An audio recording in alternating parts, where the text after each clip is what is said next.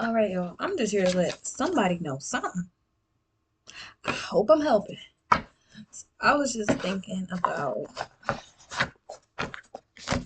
discernment. What is discernment? What's discernment? Um, how would I describe discernment as if it was my first time? Mm. Discernment is the inner knowing, even though you have no proof. And it's not like a good example. Ooh. Have you seen Dexter? Not Dexter's Laboratory, the cartoon, but like Dexter, the forensic scientist who was actually a serial killer, and one of the black cops was always suspicious of him. It's just like that inner gut feeling of something. Okay, so we all have it. We do call it women's intuition. Men have it too, if they choose to look within. You know what I mean? Um, Not everyone talks about it. It's a very few talk about it, but there's a lot of people who know a lot about intuition and they will tell you that your intuition's wrong. You hear me? So some people will know that your intuition is correct and will intentionally steer you wrong. Okay, now that we know these type of people exist, now you know that it's important to trust your own intuition. Okay? Okay, intuition. All right. Men, have I always had the best luck with men? No. Were all my partners crazy? No. But mm, once I got to a certain part in my life, I realized that wait, there's a pattern here.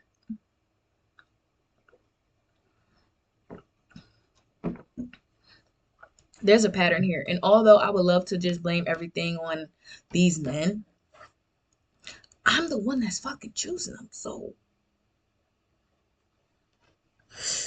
what am I doing wrong? So then it put me into this deep dive about relationships. And my very first relationship was my relationship with my parents. And when I first tried to go over that bridge and dissect it, I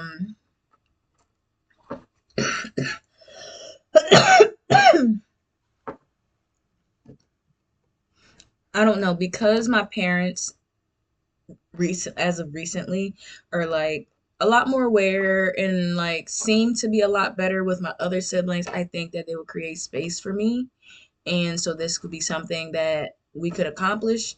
But then all that did was show me how my feelings were always my responsibility. That if I needed my feelings validated, if I ever needed to be understood or seen or heard, those are the very last people I should ever go to. So I'm not saying don't talk to your parents. I'm not saying that. I'm saying that that's my situation. So once I realized that I was basically being told that I was a problem and I need to find a way to figure it out. And the excuse that I was given was, well, we're fine. We can take care of ourselves. Why can't you take care of yourself? And it's like, it almost put me into like a downward spiral, almost a depression, because like, what is wrong with me that I can't deal with life how other people are dealing with life? And at that time, I was like really heavy on social media, and my friends are graduating. They're getting really nice jobs, promotions, opportunities. They have nice things. And what do I have? But then also, it's the acceptance of everyone has their own path, everybody has their own song, and it's not going to be the same.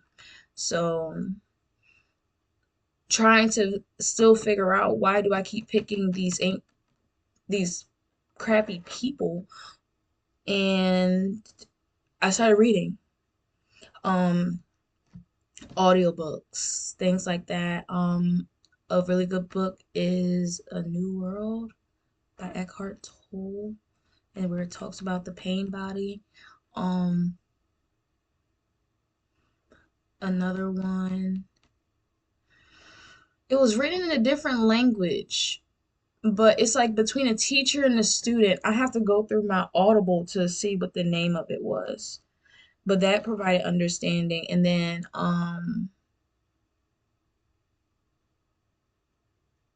something about emotionally immature parents. That combined with YouTube, narcissist videos, and things like that. Well, let me backtrack. Although the narcissist videos were helpful, it helped me understand what a narcissist is and what these traits look like. The way that I use that information, it did not give me the outcome that I wanted. Never, ever, ever, ever, ever, ever, ever, ever, ever. I don't care if the narcissist is your son, mom, dog, or cousin. You never tell a narcissist they're a narcissist. Okay? You never tell a narcissist they're a narcissist, okay? With these people, because how calculated they are, you have to play chess. You have to observe their moves, okay? And then you have to move accordingly. That is a mind and chess game in one, okay? You never show your hand, okay? I did not learn, and I'm only saying this because as I'm trying to figure out these things with my like relationships and stuff, and I had to live with my mom again. Mind you, I was probably like 25 and had a 5-year-old. Yeah. So lost my place, had to go back home to my mom. Me and my mom never had a good relationship. We always bumped heads. It was always a problem. It's always a problem. She hates me. She always has. She told me to my face before, I do not like you. If it wasn't for you being my daughter, I wouldn't like you.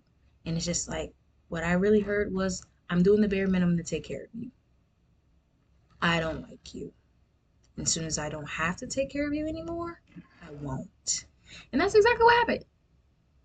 Is is the intention of this video to highlight that my parents are a piece of crap?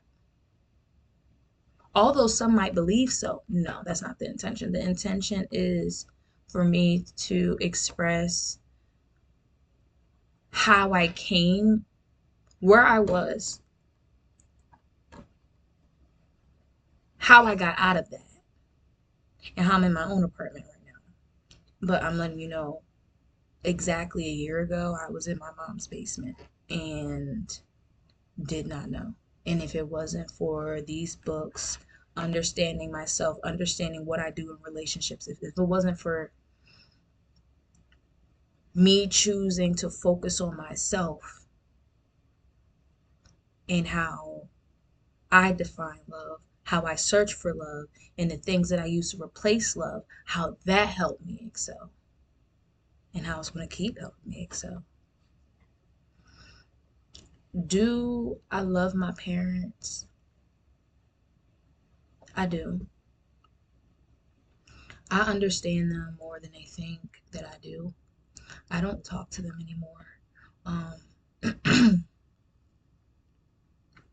I look at them as hurt children. Hurt children who had to put on these adult meat suits. Deep down, they're just another kid that was silenced. And and instead of them using their power to be the mom, dad, sister, brother, cousin they always wanted, they decided to just take the role of the villain. They just decided to take it. No, no, it's just my turn to do that to someone else now. And I only understand that is because I've been in that same space of seeing hate, not seeing love, and then seeing something that is loved and wanting to destroy it.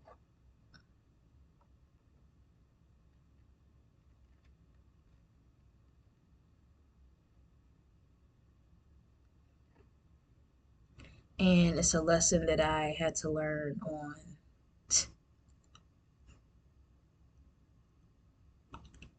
I can't say both sides because it went full circle.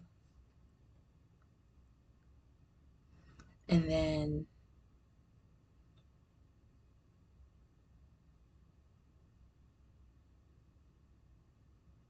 it made it a lot easier to not resent these people, but to actually be grateful for the experience. I used to envy, I'm not gonna cry. I used to envy people with happy families, and it's something that I always wanted. And I thought that if I healed enough, and if I'm the worst person in my family, if that's what they make it seem, if I heal enough and if I can be better, then we can all be better too. And then it's not a battle on who's better or who's worse. Some people don't want to get better. Some people don't want to get better, and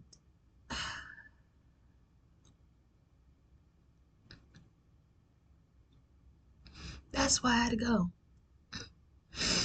Some people rather hold on to some dead guy's beliefs instead of opening their eyes and making their own conclusion for themselves. And I'm watching everybody around me do the same thing, and it has to be more. It has to be more than feeling like this. It has to be. It has to be more than fighting for love. It has to be more than fighting to be heard. And the reason why I'm okay with settling for not being heard in my relationship, because I always settle for not being heard. The reason why I settled for not being loved properly is because I've always have not been loved properly. I always supplement whatever's not being done by somebody else. My brain will supplement the rest. So I can show up with a smile because that's what I felt like I had to be safe. Was I ever safe? Because I never had a chance to be me. I never had a chance to be. So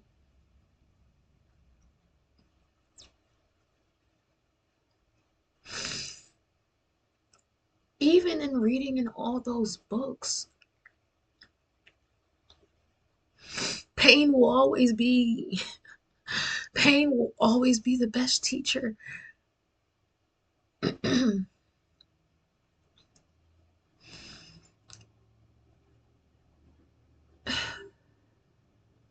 Pain is like pepper, cayenne peppers. Like, it's so much sensation. You just gotta get up and get what you need fast. You need water, you need relief, you need to exit, you need relief fast. And that's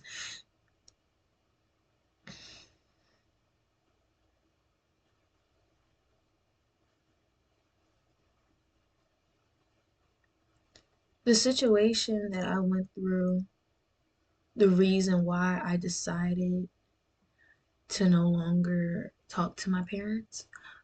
I hope that it's a situation that no one else has to go through.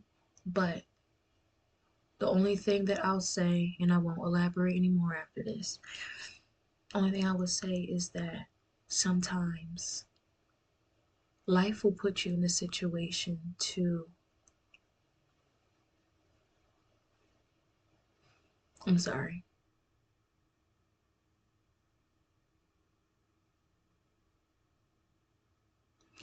Sometimes life will put you in a position that you will have to choose between the family you came from and the family you created. And no one's going to tell you how to make that decision but you.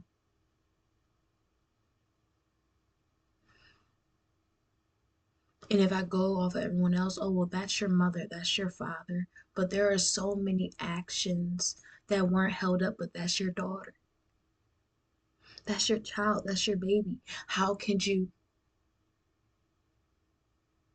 not hear her? How could you not empathize for her pain? How could you try to forget how it felt to be a kid, small, inferior, scared? But instead, you're just a big fucking bully. Can't wait to be the person that broke you to someone else. So you seem like you're strong, right?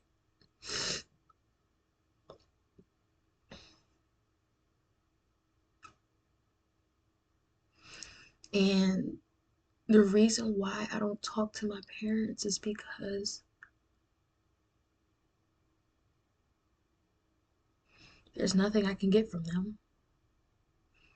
I no longer need their validation. I no longer need their love. They give the shittiest fucking advice. When I'm sad, you're happy. And when I'm happy, you're sad.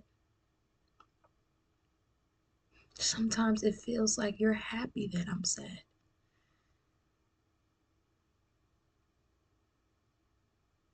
Why would I be calling that? Because of the title.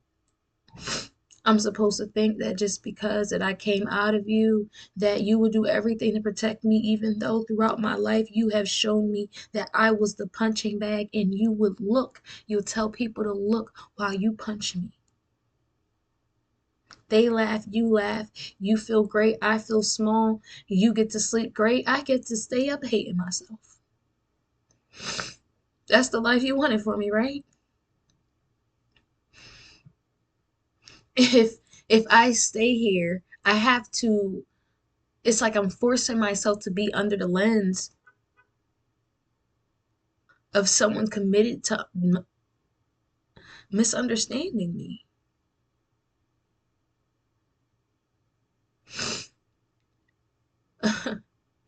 It's so funny that, like, even people say I was so down to earth as a kid, I never knew what they meant. Because I thought I would just say random shit. I would just say random shit.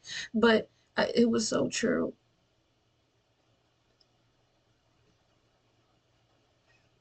I feel like I said that I don't really know what I want to do. But I feel like every job I get will prepare me for where I'm supposed to be. And I'll end up right where I'm supposed to end up.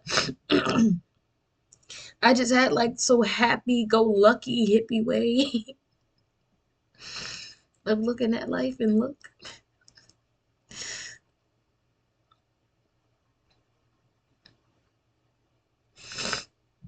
the hardest part is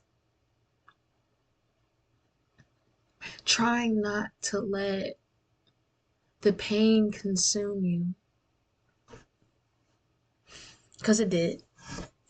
I was so I was so hateful, and I didn't know. I didn't know how angry I was. I didn't know how angry I was as a child or anything until my stepmother.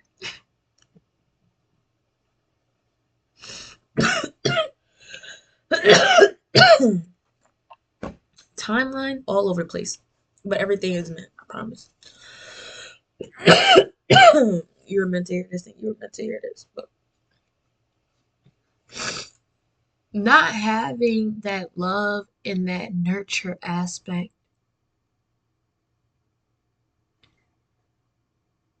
Yes, I had a mother, but she wasn't nurturing.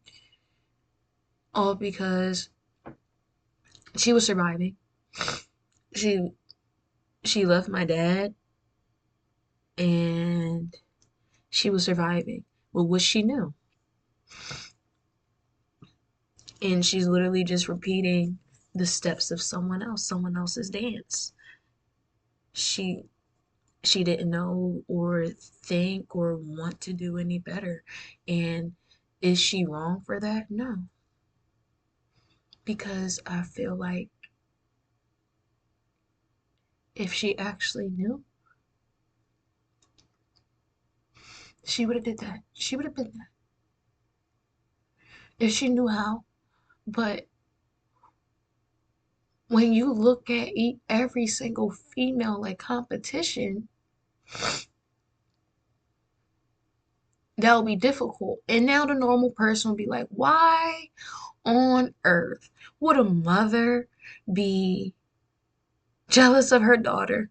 Obviously, for reasons that I cannot thoroughly describe, this is not the typical family dynamic, and I will not elaborate anymore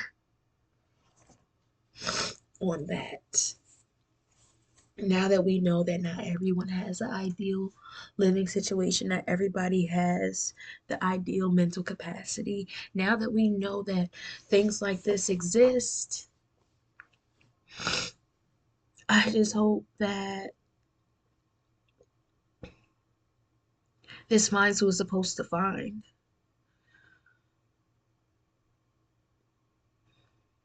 You're still here because you're supposed to be. Some people benefited over you feeling small. And the only reason why they want you to feel small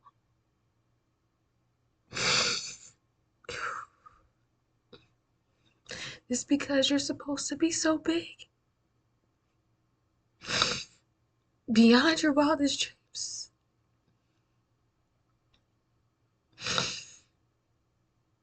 And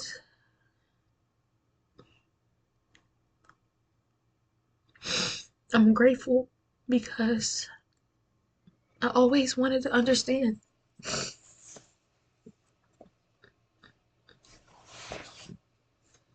I always wanted to understand, why does she hate me?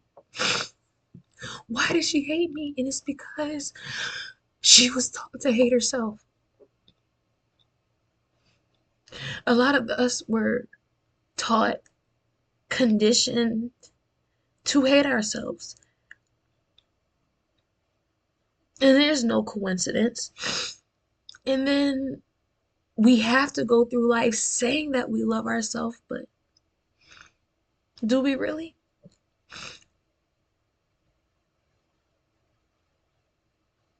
I feel like if she really understood that, yes, I represent everything in you that you suppress, but I still deserve to be loved regardless. And that's what I'm realizing with the challenges with my son. My son is a representation of everything I try to repress. I try to suppress. And he makes it so I have to face it. And that's the full circle moment. It's just whatever you used to hide, it's just it comes to light, and then it still has the potential to be beautiful.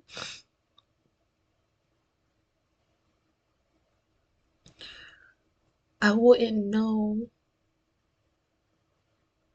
I wouldn't know what peace and love truly felt like to appreciate it if I didn't feel and see everything else.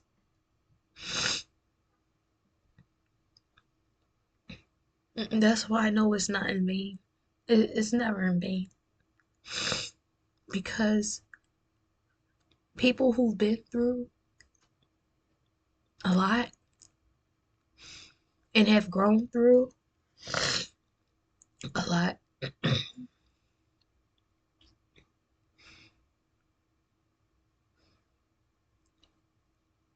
I would be so appreciative.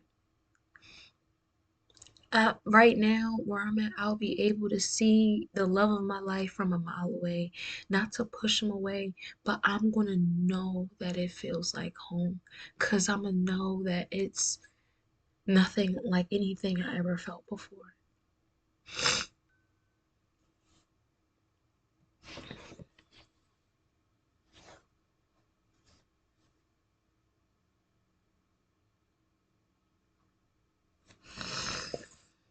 I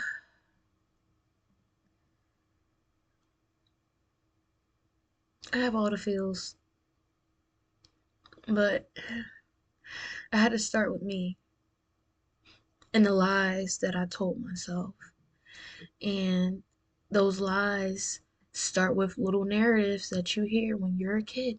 People can tell you that you're grown now, it doesn't matter, but there's plenty of things that I used to tell myself that I heard as a kid, and it used to play often in my brain. I used to let other people's limiting beliefs keep me from being happy. I told myself because I had a kid, I couldn't go have fun. Because I had a kid, I'll always have to sacrifice. No, no. I don't believe, I'm not going to say it out my mouth unless I want it to be true. I don't want it to be true, so I won't say that out my mouth. I will say that I will take on motherhood with ease. And I trust things will come to me, and I trust that God gave this gift to me for a reason. Amidst the chaos, amidst the misunderstandings, and sometimes I just want to cry. For some reason, it was given to me. And I know everyone says, oh, your kid is a gift, your kid is a gift. I was homeless. The entire first 6 months of my pregnancy, I maybe ate one thing a day, did not have any prenatal vitamins whatsoever. There's people who do everything right, take all the vitamins, drink all the water. I went to the hospital twice for being dehydrated and actually passed the hell out. And my son was born. I was in Arizona heat, homeless, walking that life wanted to live. There's babies that have more than ideal conditions and don't make it.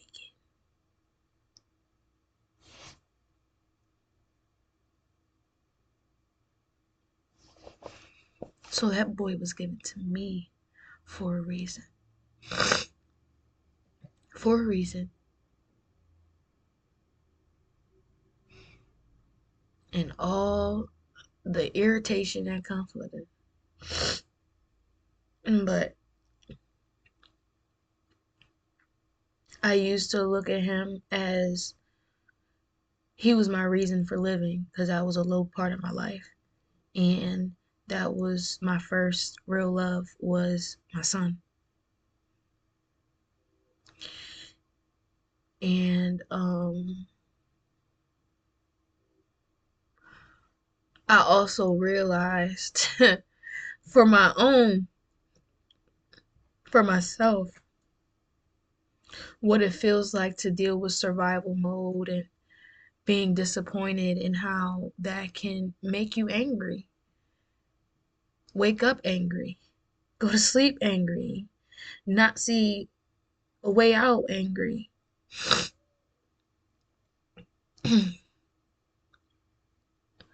So even though I thought that my son was given to me for a reason, that doesn't mean that I don't have work to do. And I had hella fucking work. Back to my stepmom. She passed, I want to say, I don't remember if it was 2021 or 2022.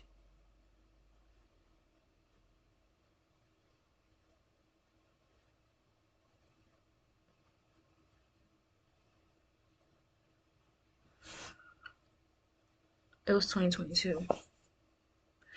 Valentine's Day 2022, she passed away. And I was in my apartment, and that was like right after COVID. I lost my job, and it was really hard. I was having a hard time finding a job. And I tried to go to school, I tried to do everything. Babe, I tried to do everything to try to get some money and keep my apartment. I thought I was on the program where they're going to help me pay my back rent. Come to find out, they weren't going to let me participate. Whole time, they let me stay there for almost a year without paying rent.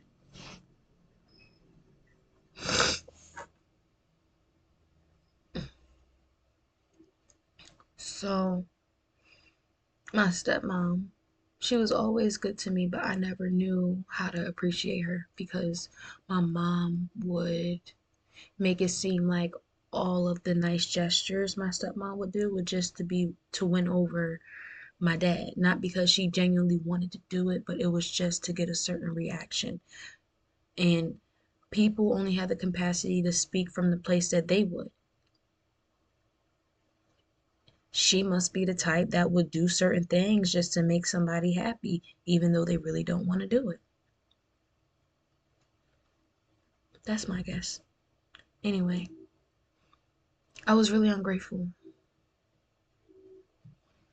I enjoyed my time with her, but then also it was like part of my brain felt like I was cheating on my mom.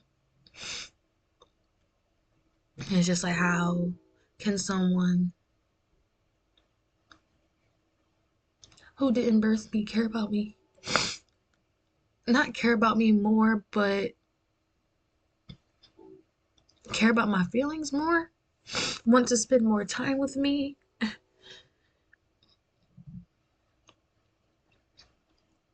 My brain wouldn't let me accept it because part of me deep down felt like I didn't deserve it for whatever reason. Because if I deserved this, wouldn't my mom give it to me?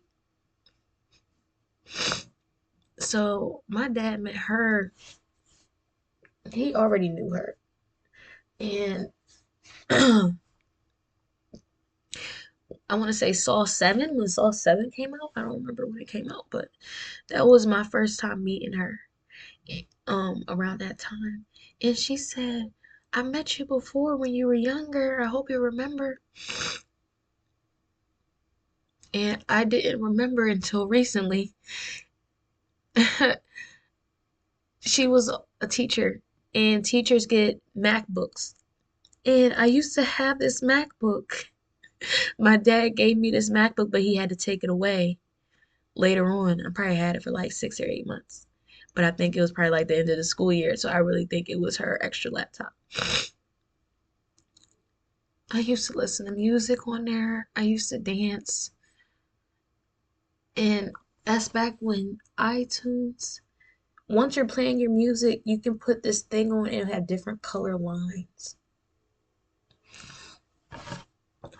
And I remember dancing and feeling so happy and free. But that was back then. I didn't know it was from her. I didn't know it was from her.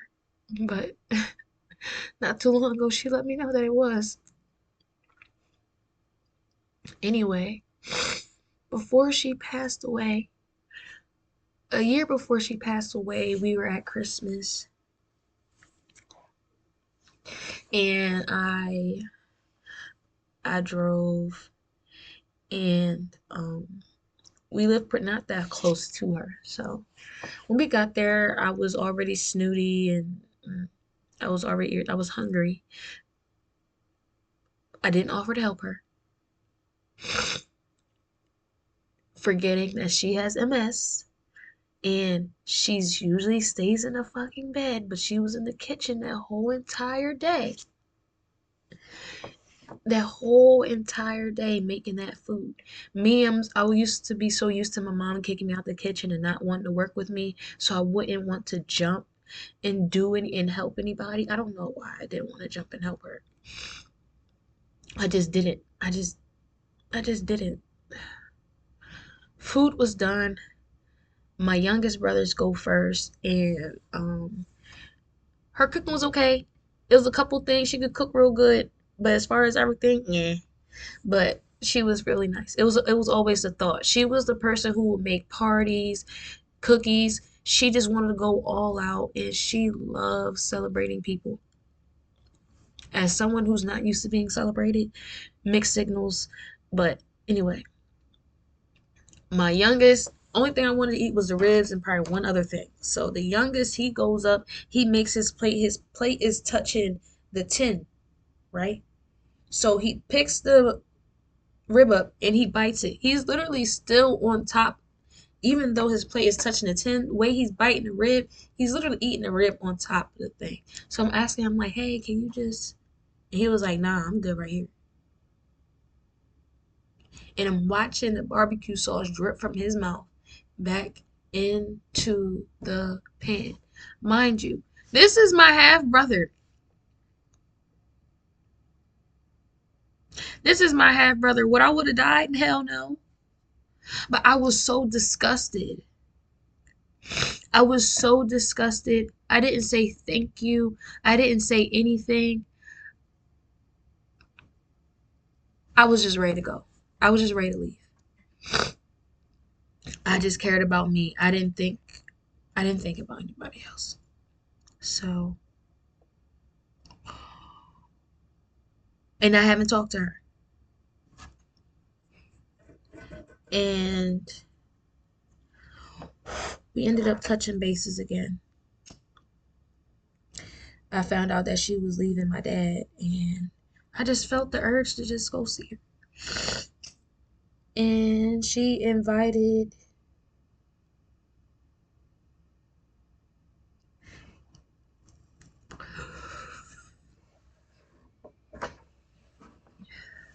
I don't know if I was checking on her, I don't know what happened. She invited me, my brother, and my son to take pictures. She loves to take pictures for Christmas. And she said all of us were doing it. I'm like, all right, let's do it.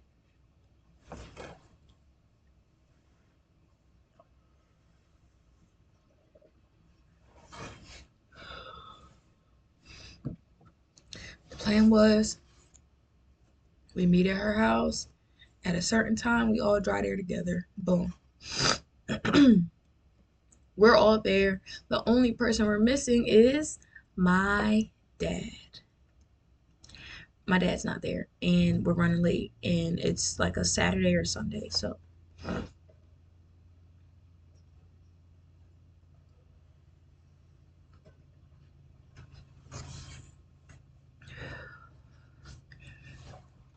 she was like, well, I'm not waiting on him.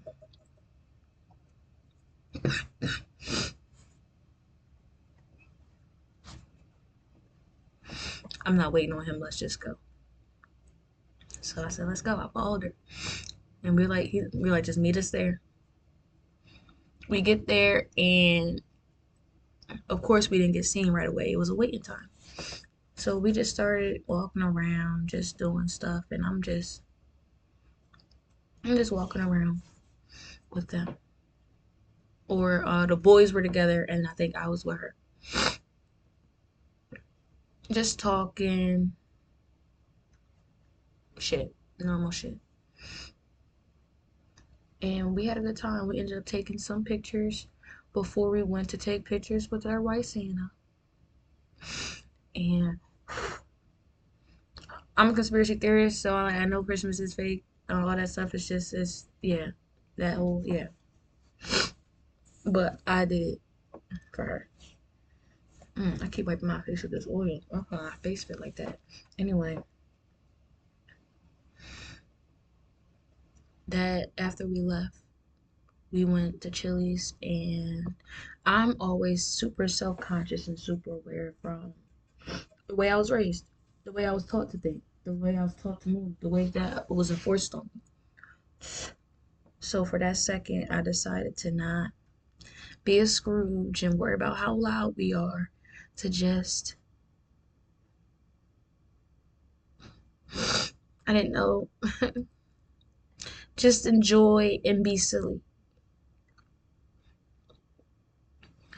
My brother's, she has a son that isn't my dad's, and I never embraced him. But I didn't know what that was like. I didn't know what acceptance was. acceptance outside of perfection. I didn't know that that existed. I didn't know that you didn't have to be perfect to be loved. I didn't know that you could be loved without being perfect, without doing everything right. I didn't know. Mm. But she taught me that. My stepmother. Um,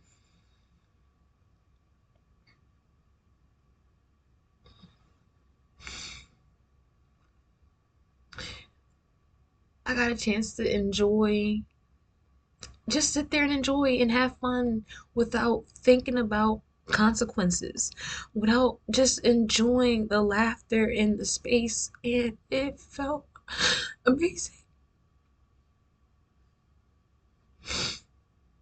It's indescribable what it's like to be missing something for so long, and it's like people grew up their whole life with this.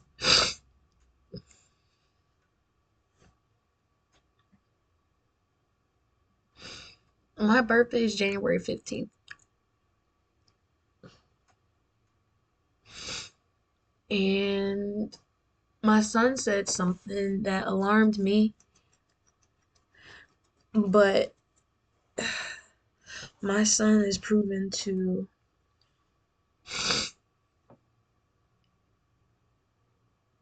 he has a gift that we don't yet understand. But anyway, he said something that alarmed me, and I was on my own. And my parents never really cared about birthdays, and especially after a kid is grown, they really don't give a fuck because their parents didn't give a fuck about them. So,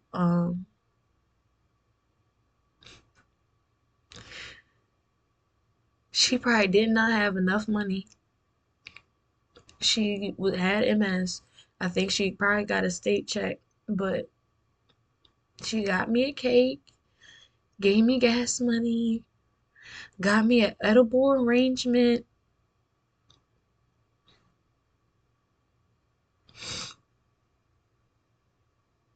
for my birthday and sang happy birthday to me. And a month later, she died. That very Valentine's Day, she died. And for me to have known you for over 10 years and to not appreciate you, for me to now realize that all of it was genuine because you knew how it felt for your dad to go have a new family and not see him anymore.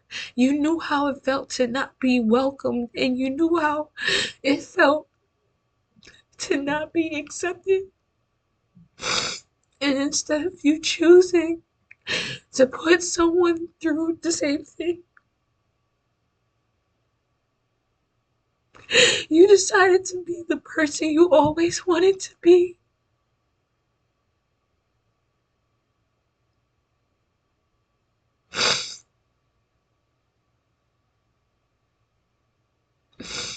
And she touched my soul.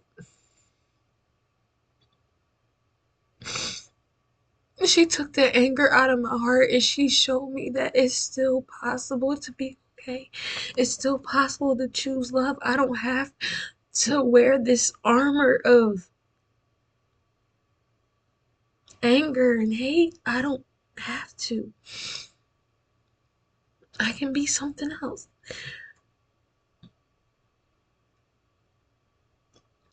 So I decided to be the total opposite. I decided to,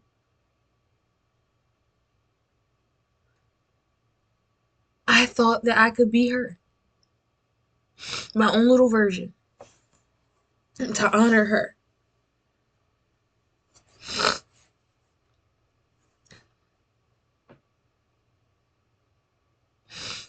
I've always found joy in, I love buying stuff, but I love giving gifts. And then I'm the one that gets so excited that I can't wait.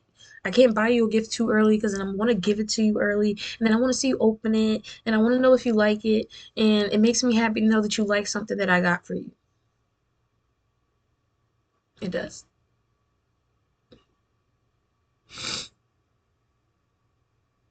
So I thought that the answer was to be like her. Nice, forgiving, but all that did also end in heartbreak. She's on her deathbed, and my dad saying she has to send him $250 for him to unblock her, and she died. If she died on a Friday, you took that death certificate on Monday morning to get a check. Did you ever love her, or did you always use her?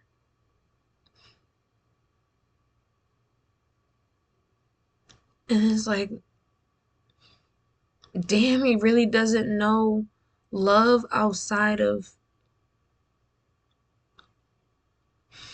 but then I'm just choosing to just do the right thing and thinking that it's the right thing. And that's how I ended back in my mom's house. She said she was losing her job. I said that, do you want me to move back home so I can help? I could have moved to this studio apartment. Yes, I was getting evicted, but I asked this. My son was in Head Start. I asked if they had any resources or anything that they could help. Someone knew a private landlord that was willing to rent to me, even though I had that eviction. But I went to my mom's house. She cried, saying that she doesn't know how she's going to take care of this, and that. And I said, do you need me to come back and help? I'm supposed to go sign my lease. It was someday in November, like November 19th. I'm like, you let me know by then, and then I'll move back in. I asked her the day that I was about to go sign the lease, and she said I could come home. And I assumed that because I'm choosing to be something different, that it would be accepted, and it wasn't.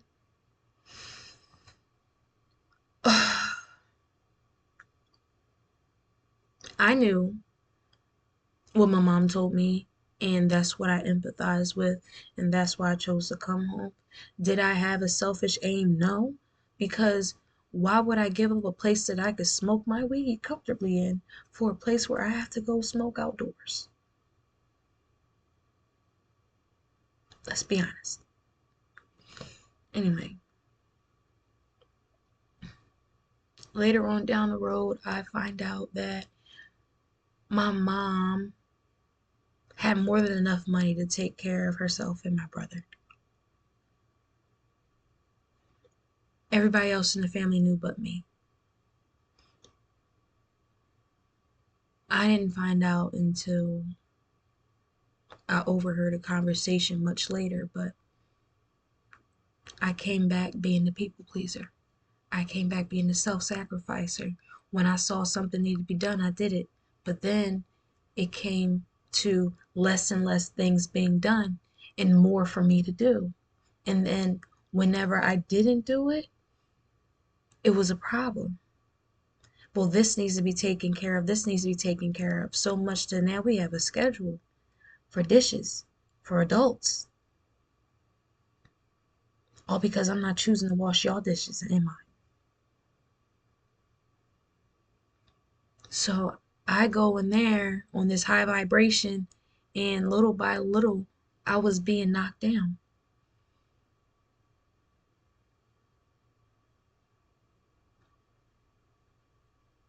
Not realizing that my presence, whether it was validated or not, brought light, it brought laughter, it brought unity. I wanted to spend time, I wanted to have a connection. Everyone else will be in their separate rooms in their separate places, but I would try to engage even if it was cringy or uncomfortable because despite all the hate and anger we've been through, I still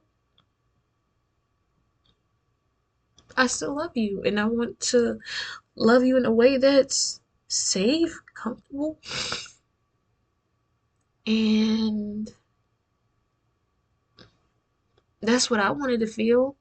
And I just assumed that because I was leading with these actions that I'll be followed, but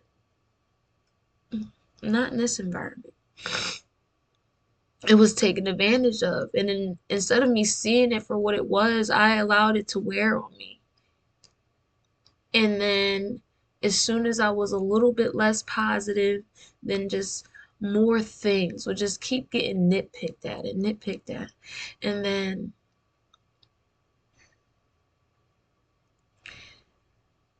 everything was fine up until January. I moved in November. December was fine. My birthday, I got a text saying happy birthday, and that was it. I wasn't expecting anything. I might have got a card. I don't remember. But they were secretly having a party for my brother who was turned 18. And it was a secret because they called it a school thing. Intentionally called it a school thing, but when it came time to do it, my mom even brought her boyfriend over. And then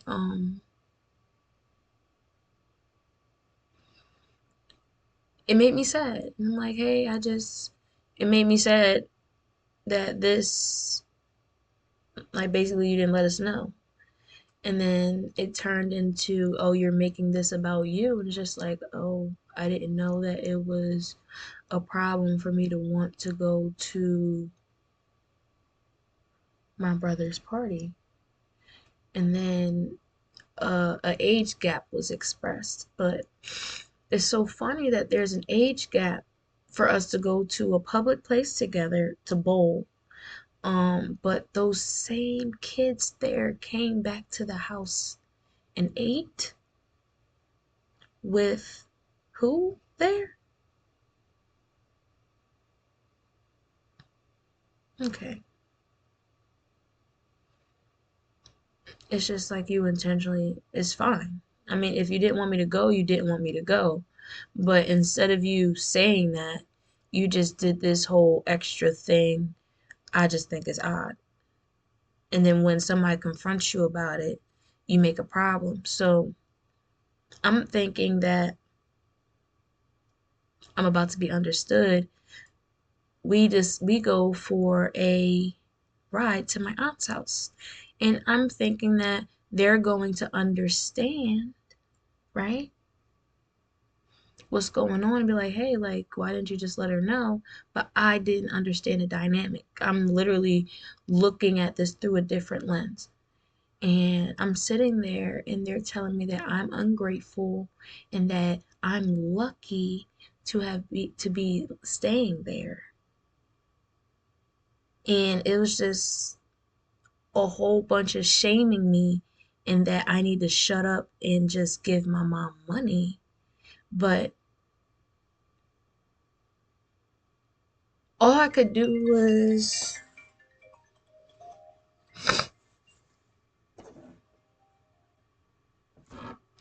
in that moment, I didn't know what was going on. It was so many emotions I didn't understand. So all I could do was cry. I just felt like a little girl again. Mind you, I'm like 25.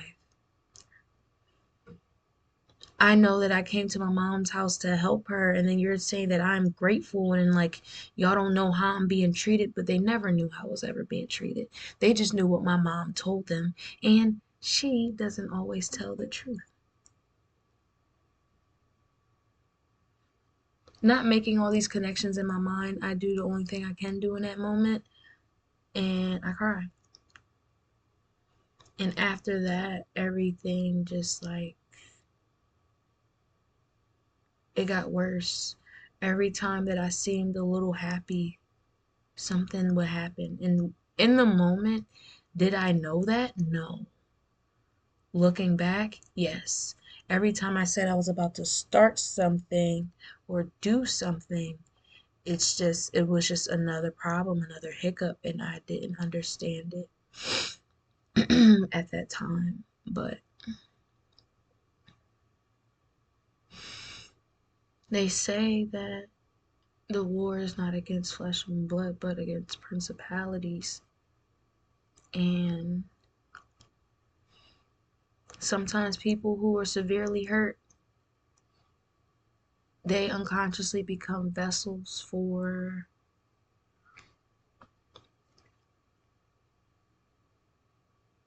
lower vibrating energies to really take a hold, to the point where people don't know the difference between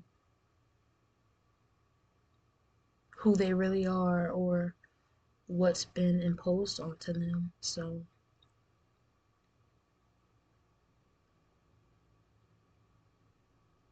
or it could be intentional. Do I know which one? Some days it switches, but that's deception, right? Um, I look at life so much different now that I it's important to balance these things. I can't be all good. I can't be all bad. And then that's when duality comes in. I can be whatever when needed.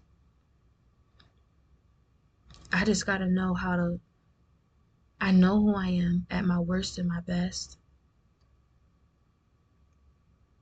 I do. Now, no one can tell me what I am. I don't have to internalize the narratives that people impose onto me. I don't. I don't have to receive it. Some people will try to tell you who you are, and it only works when you believe them, and then you start telling yourself that's who you are. That's when the spell works.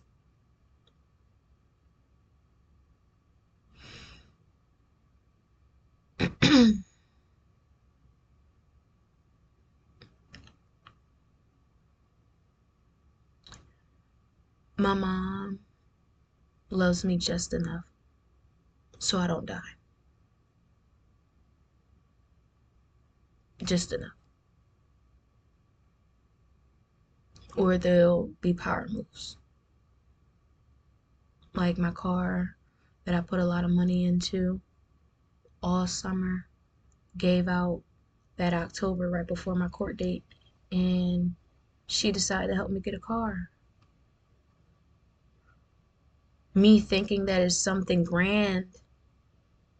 Whole time she was sitting on 5 figures this whole time, and practically I paid for that car.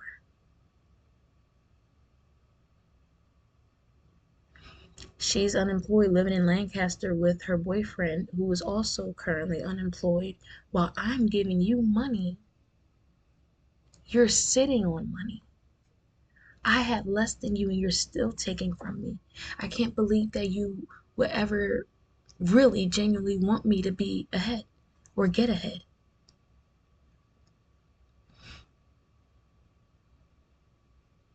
It's like I'm sorry, I can't say chooses because she's not around me anymore. She would choose to understand everyone except for me. And it conditioned me to think that it was common for me to be understood, for me to just brush it off when that's not okay. That's not the environment I want to be in. That's not how I want to go.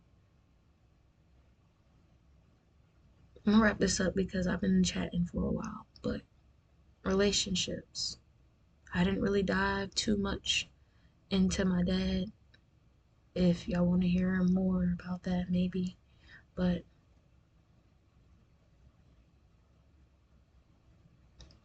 not only did these books help, but a different perspective on my life. I was looking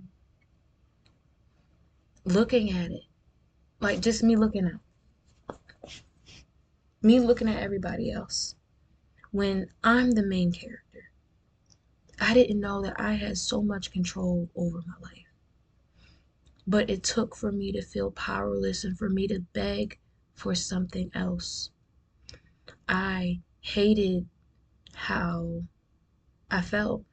I hated how I was perceived, even though my intentions were well. And then I realized that I'm doing everything right. I'm just in the wrong environment. I'm around the wrong people. I'm begging for the wrong thing. These people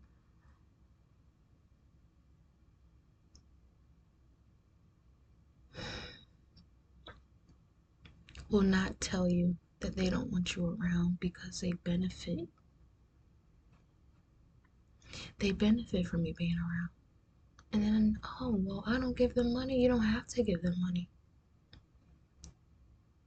Your presence alone provides energy, it provides fuel. The things that you do, your quirks and the things that you think are weird, people copy. This whole time you've been outcasting yourself, and people wish they were you. And it's like, oh, that sounds too cocky. My bad. It does. But some people wish they were you.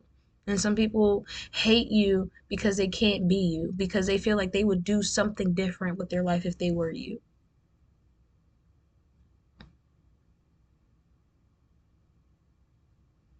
It's the constant comparison that they have to you, and you don't get it because you're not even comparing, because you don't even see it like that. But they do.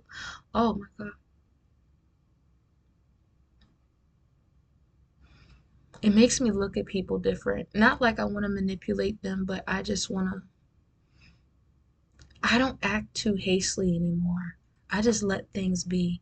So I let people, if they're just someone I'm supposed to walk and have one short conversation within the supermarket, leave it there at the supermarket. Sometimes that's all you need. What will we do before phones? What will we do before social media? I don't want to hold on to everything because not everything's meant to hold on to. And guess what? I had to let it go. My relationships got better as soon as I left my parents. I had to break up with my parents. I had to realize that I didn't like the way that they treated me. Although they did the best with what they had at that time, could they do better? Yes. Do they choose to? No. So what do I choose to do? Be, be, be whatever I am beyond their lens. And they will have to just see me through a screen or a window passing. And that's okay. It's not like I don't love them. I appreciate what they represent because they are me. They are me. They are the versions of me if I don't keep going.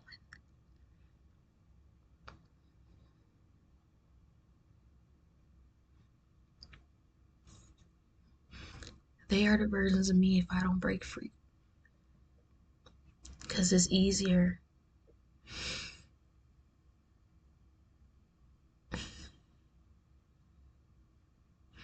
It's so much easier to shame other people and to make it seem like you're better when you know you ain't doing shit on the inside. It's so easy to just look at the things that I got. And that's not all that I am. That's not all that I want to be. Even though that's what I was taught, I choose not to hold on to that belief anymore. Did that once work for me? Did I once subscribe to that belief? Yes, but no longer. I'm breaking that tie. And sometimes when you choose to reinvent yourself and change yourself, other people will still try to bring you back to remember when. Don't pull me back down.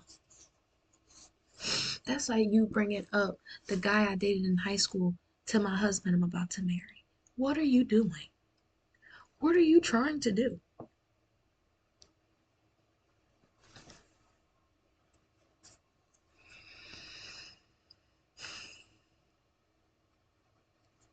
Am I perfect? No,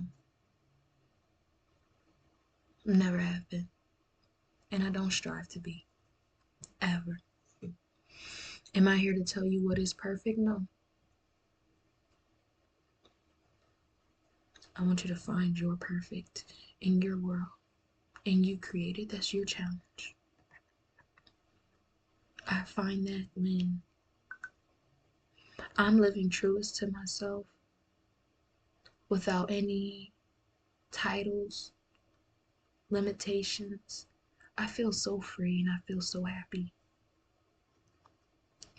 But when I'm rushing, when I'm trying to do something outside of the now, it just feels so uncomfortable.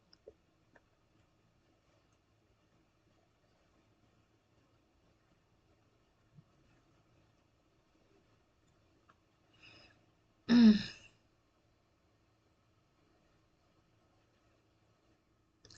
I have accepted a lot. And I forgive myself for the things that I accepted from when I didn't know any better.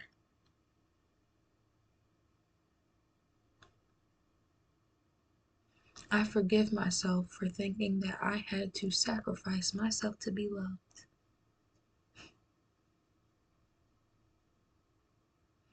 I don't have to go and beg for crumbs.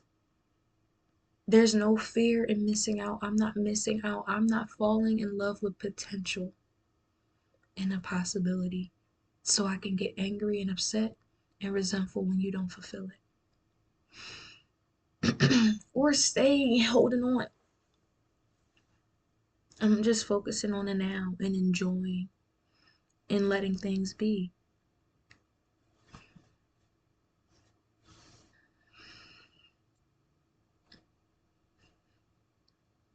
I'm not rushing. I'm making my boundaries and I'm standing on them. The person that I want to be with, they're going to respect them. They're going to respect my boundaries. They're going to be glad that I have boundaries. I don't have to be completely open to dealing with anything to be loved. I don't subscribe to that belief anymore. I do not have to make everyone else comfortable just for me to be.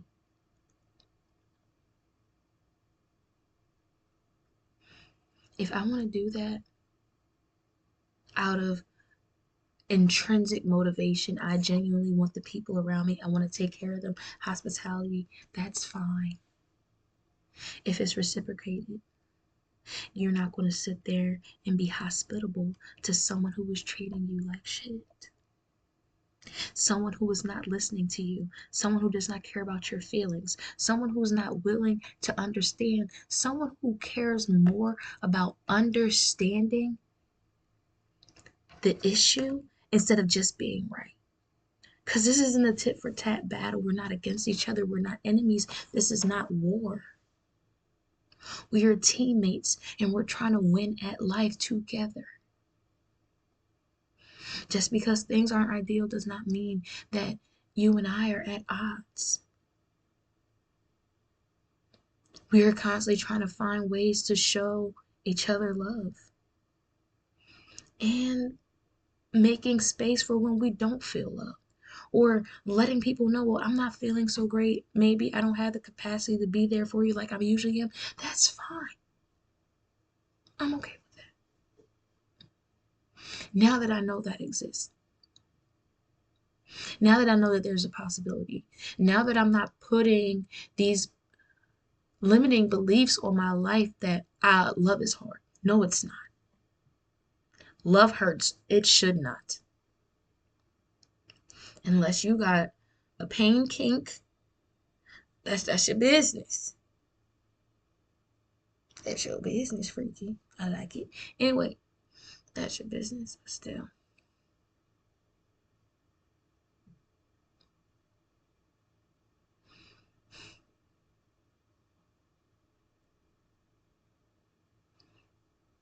That was a yap.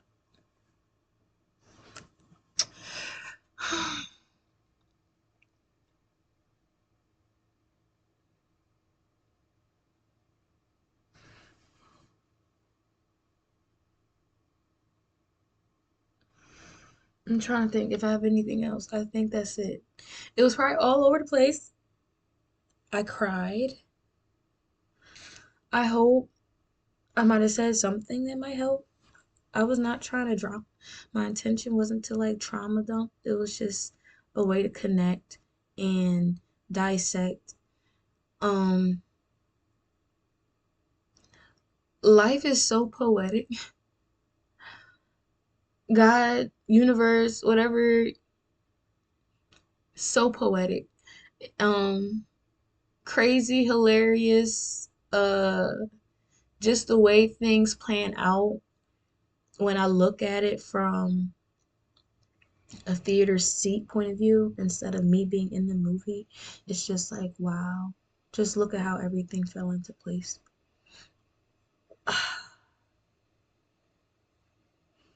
And it's just when you thought, and then really, oh my goodness, right? Uh, Everything happens for a reason. Baby, I'm gonna get through anything. But best believe I'm gonna cry first. I'm gonna cry. I'm gonna cry. But sometimes I get scared when normally it's a situation where I would really want to bawl my eyes out and I feel numb. I don't know what that's called. If anybody knows what that called, help me. Help me. Please help me. Um,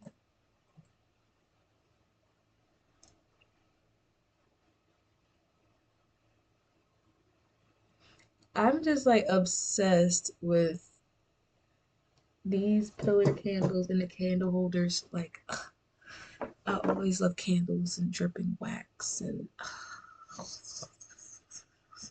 like it. Ah, yay. Thank you. Thank you for stopping by and chatting with me. We'll chat again soon sometime.